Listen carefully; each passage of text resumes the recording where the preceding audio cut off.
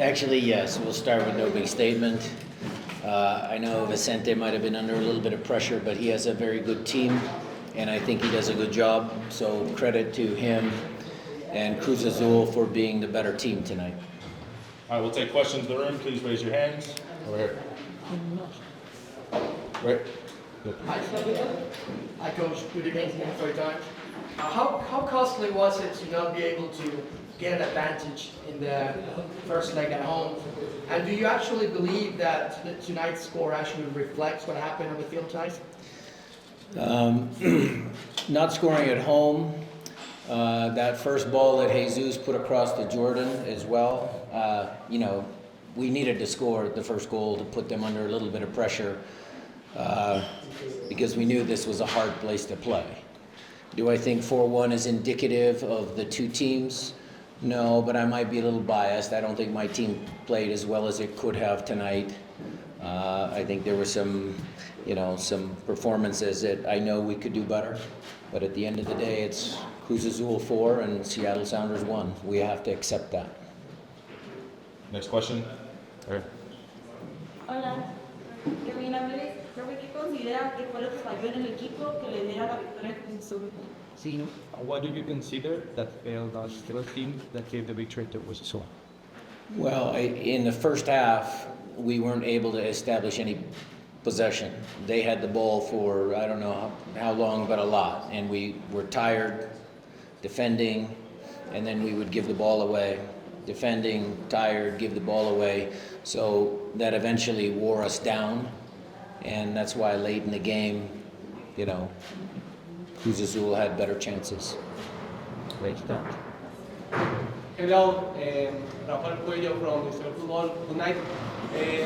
What's your opinion about this soccer rivalry between MLS and Mexican Soccer League now? ¿Qué opinión tiene, de esta rivalidad futbolística que tiene la MLS y la Liga MX? I like it. I enjoy the competition.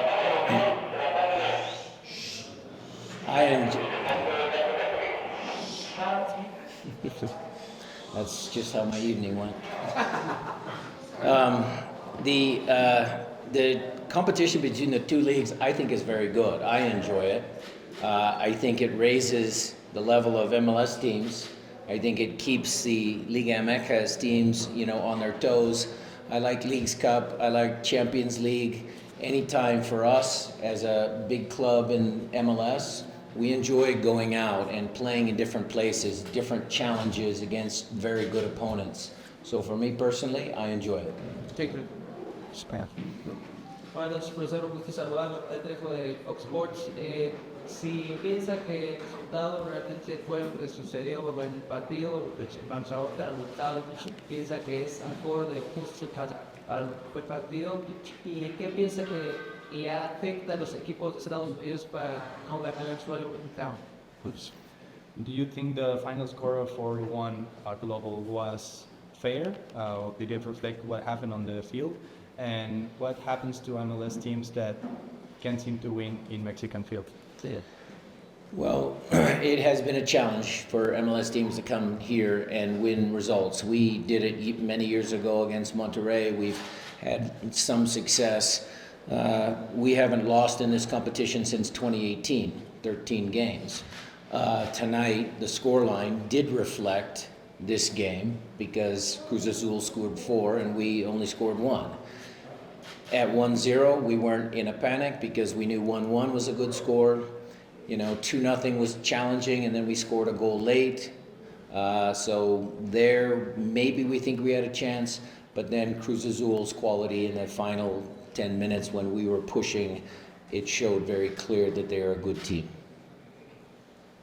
Bueno, estoy igual de explico persona. Estando por la ausencia de jugadores como Pedro de la Vega, este con la cancha hubiera podido ser no exceptuado defensa. How much did Pedro de la Vega's absence affect your team, and do you think it would have made a difference? Sure, he would have made a difference. He's a talented young player. We did take a couple injuries tonight, but we never use injuries as excuses because injuries are part of our sport. We always say the next player has to step up and fill those shoes. So we will miss Pedro, but it's not a significant injury, and he will help us in our league competition. We'll go to some questions from Seattle via Zoom. Jeremiah, go ahead. Yes, I think if you could give us an update on just what you have an update on those two injuries that you suffered tonight. So with Paul, it's a left knee injury, and we will assess him at home. And with Jordan, it is a left leg injury, and we will assess him at home. Felipe Makeda, go ahead.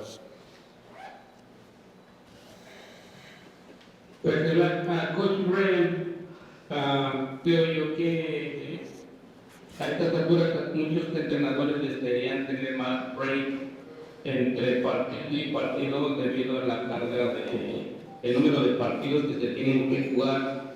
¿Cuál es su opinión al respecto? Y también me gustaría saber pues su sentimiento que el equipo ya salió de esta primera competencia. He'd like to know that a few other coaches would like to have a bigger break between matches. What is your opinion on that? And also, what's your opinion on Seattle being out of this tournament? Well, obviously we're disappointed in going out of the tournament, but again, Cruz Azul played better. As far as fixture congestion, Felipe, it is what it is. We can't, control that. It's something we have to deal with. We had a rotated roster against LAFC, and we had a 5-2 win. So coaches just have to deal with it. Last one via Zoom. Nico Moreno, go ahead.